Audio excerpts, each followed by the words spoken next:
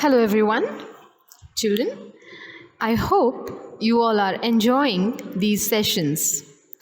I'm sure they are turning helpful and useful to you all. Let us now take a quick recap of what all we have understood from the lesson, The Best Christmas Present in the World by Michael Morpurgo. Yes. I hope the face-to-face session on Tuesday has clarified most of the doubts you had about the lesson. Should there be any doubt, you are most welcome to ask them in the chat box. For today's session, we will discuss the lesson a little more in detail. I will give you the meanings of all the new and difficult words as well as new and difficult phrases from the lesson. The reason behind this is we observed that many students haven't read the lesson before attending the class. They haven't seen the video or heard the audio before attending the class. The same instruction was passed in the previous class for the students to read the lesson, listen to the audio for better understanding. We will now take up the lesson page-wise so that all the small details are touched and cleared. Before we begin, I suggest you all to sit along with your textbook and a pencil. You will underline the word or phrase I will tell you, and then you will write the meaning of that particular word or phrase next to it in your textbook with a pencil. See that your speakers function well and you have no disturbances around in order to listen well and take down the meanings. We begin with a quick summary of the lesson. The speaker finds a roll-top desk in a junk shop. He prefers to buy this roll-top desk because it was going for very little money. He then finds a letter in the last drawer of the roll-top desk while he was repairing it. As you remember, fire and water had damaged the roll top and it was clumsily mended too. So, the speaker had to repair it before actually using it. When he finds the letter, he reads the letter. He comes to know that, he learns that it is from Jim Mafferson to his wife, Connie. In the letter, Jim tells Connie about the Christmas celebration on the no man's land between the two opponent armies. Which were those? The German army and the British army. Right. Jim also tells Connie how he met Hans Wolf, yes, an officer from the German army who plays the cello in an orchestra. Jim and Hans happen to discuss how sports could be better in resolving a war. Means how the opponent armies could play a match and try to solve the war. Because the reason behind this, according to Hans Wolf, is when people will play a game, a sport, no one would die, no children would become orphans, and no women would become widows. Right. Don't you think this is actually a good way to resolve a war? Moving ahead, Jim tells Connie about the football match, how they shared the rum, the schnapps, and sausages, how they sang Christmas carols at night. The Fritz, the German soldiers, were wearing the grey coats, and Tommy's, the British soldiers, were wearing the khaki coats. And they all had a same emotion in their heart.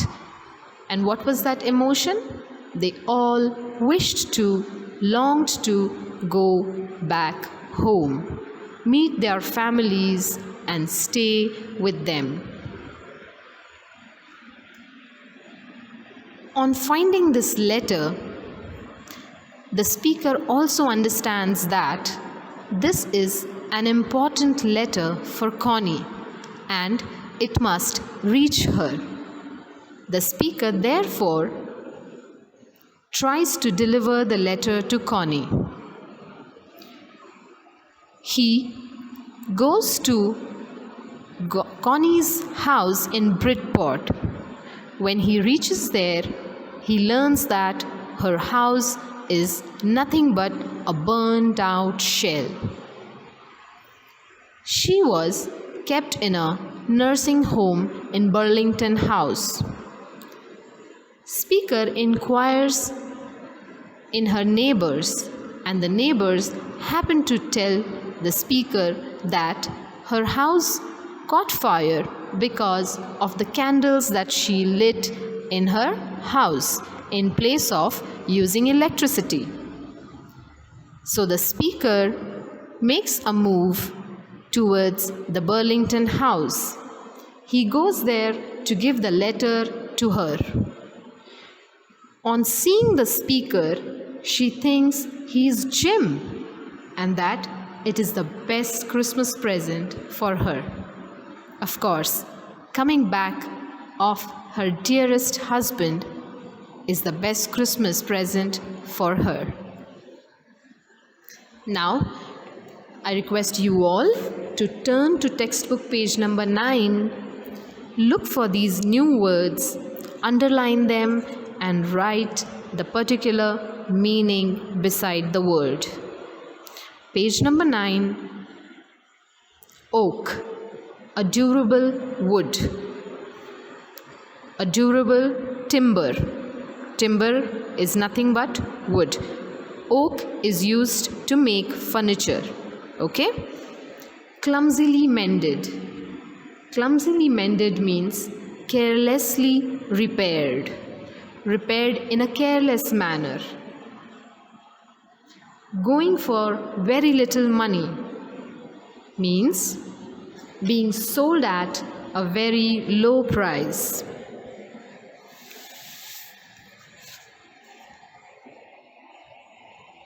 I hope you all are writing the meanings next to the words on page number 9. Moving ahead, page number 10. Ease it out gently means open gently.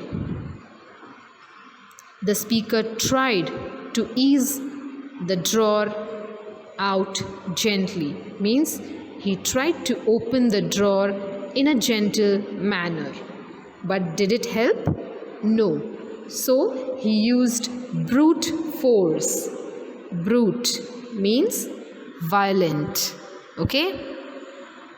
Full force, violent. Flew open. The drawer flew open.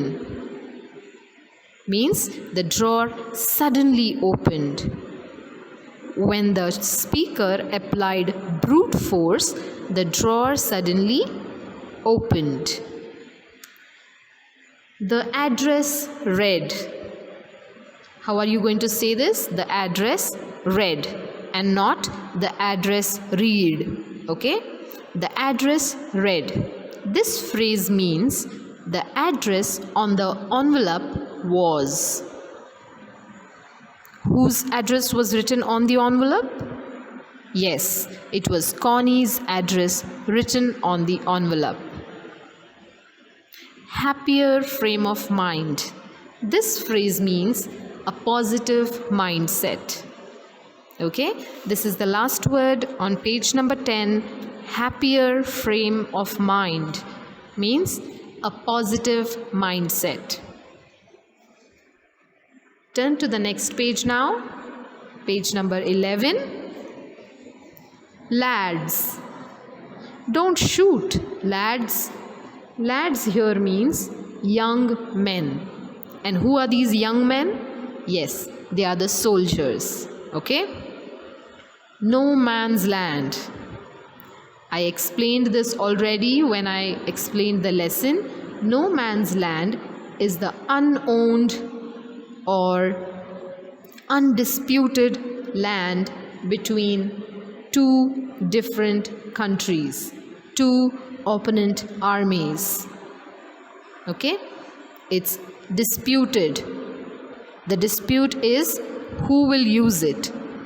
Okay? So, to avoid this dispute, it is decided that none of the countries on either sides of the border will use it, and thus it will be unowned. This land would be unowned. Nobody will own this land.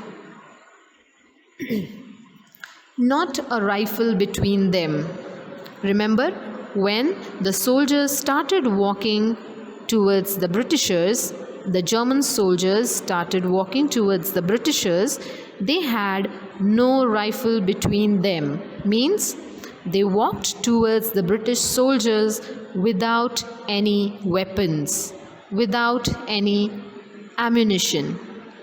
Without any ammunition. Okay? Hands outstretched. The Fritz officer who approached Jim had his hands outstretched, means his arms were wide open. He was welcoming Jim. He had his hands extended as a sign of welcome, as a sign of acceptance. Okay? Friendship. The last word on this page is gripping. Gripping means holding. He held Jim's hand warmly. Okay? Who held? Hans Wolf.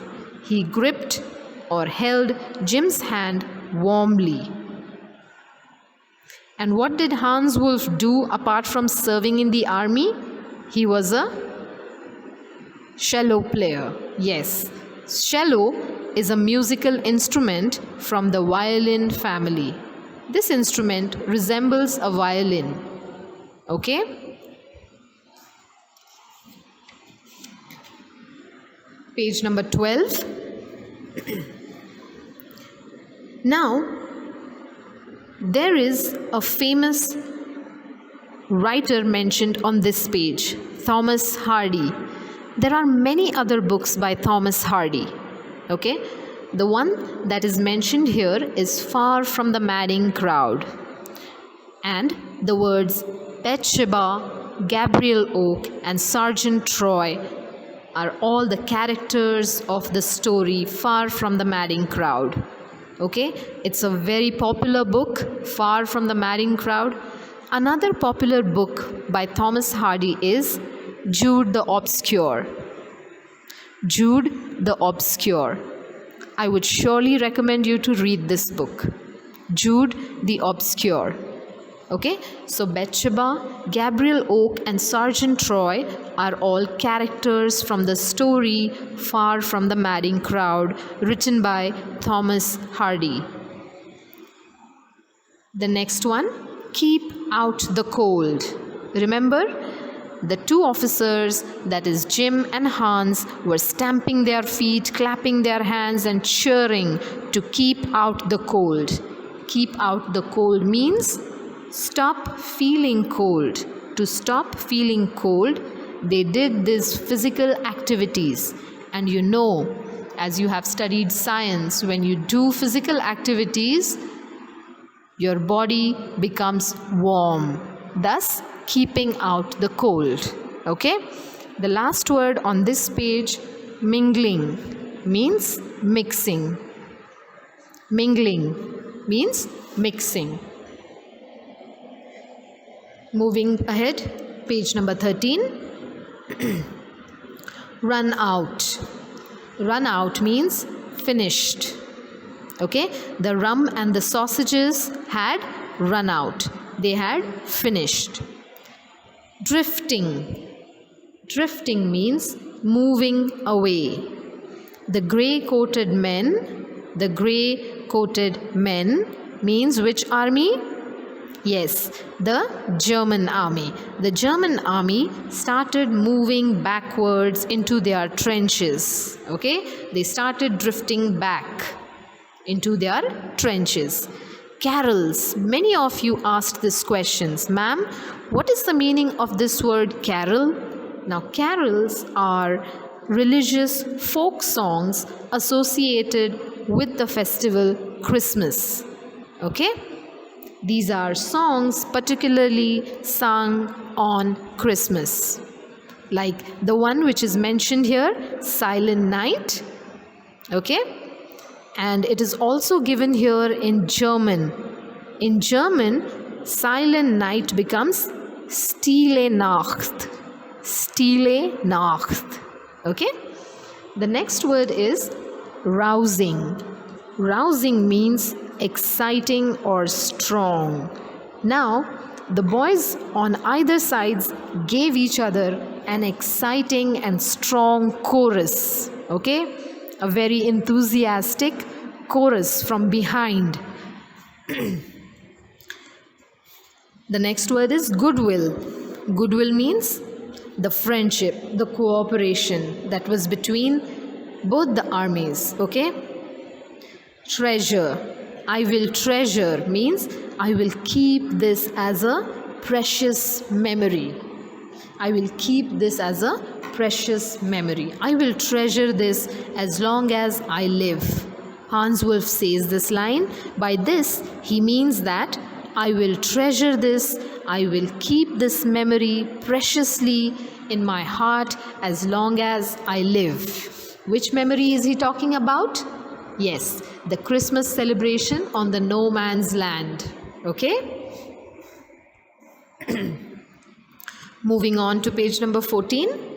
The first word is distant. Distant means long gone. Okay? Happened a long time ago.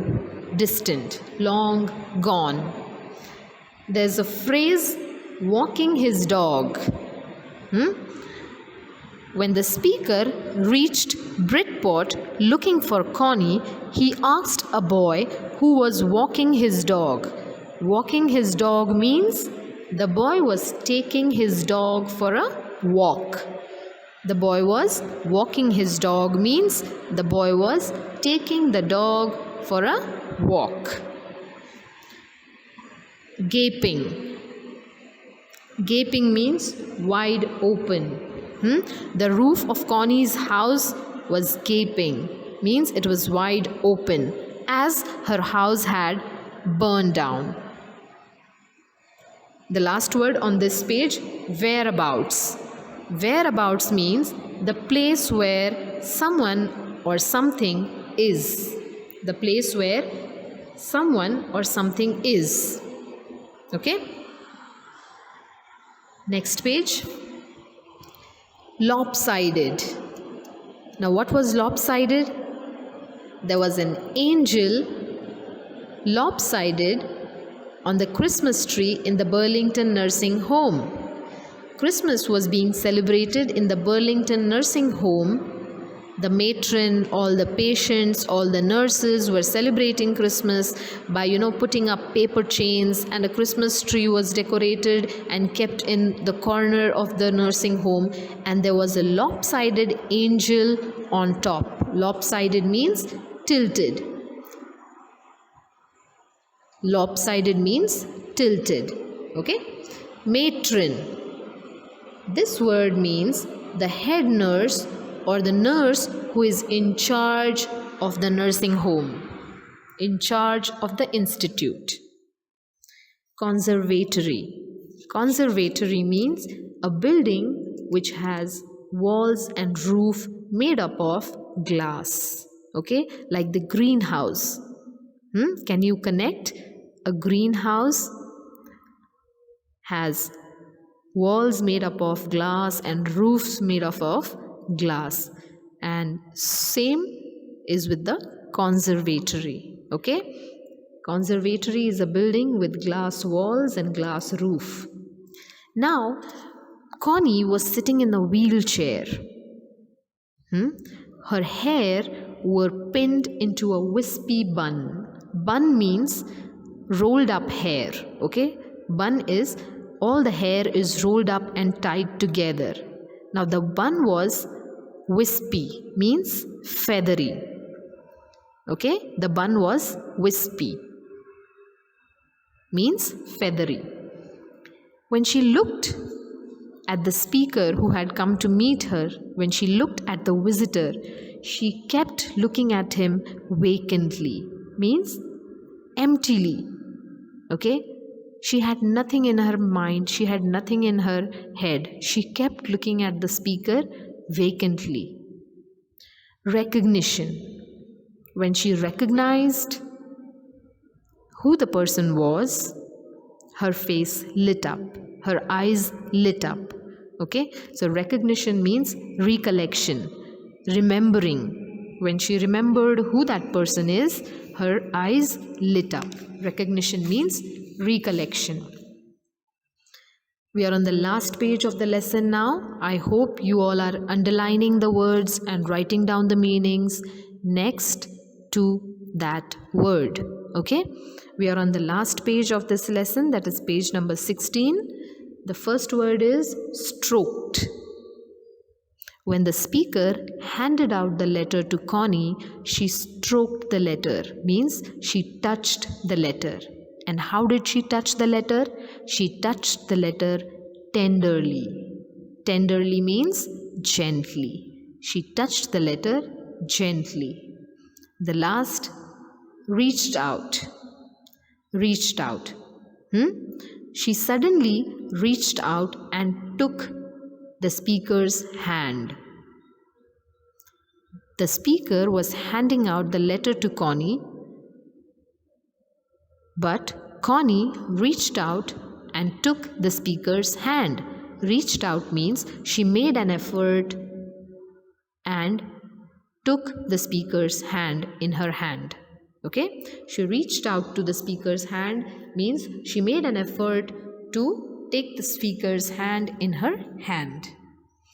I hope everybody has underlined the words, written the meanings, and understood every meaning and every phrase. Okay, should there be any difficulty, you can ask in the chat box and your questions will be answered there. Now, what you have to do after this is mark the answers for all the questions on page number 16 in the textbook itself with a pencil. Page number 16, working with the text, there are 7 questions. You are requested to mark answers for all these questions in the textbook itself with a pencil. This will be the prior preparation for our online session on Saturday. Marking the answers in the textbook will be your prior preparation for the online class on Saturday. That's all for today. Thank you very much.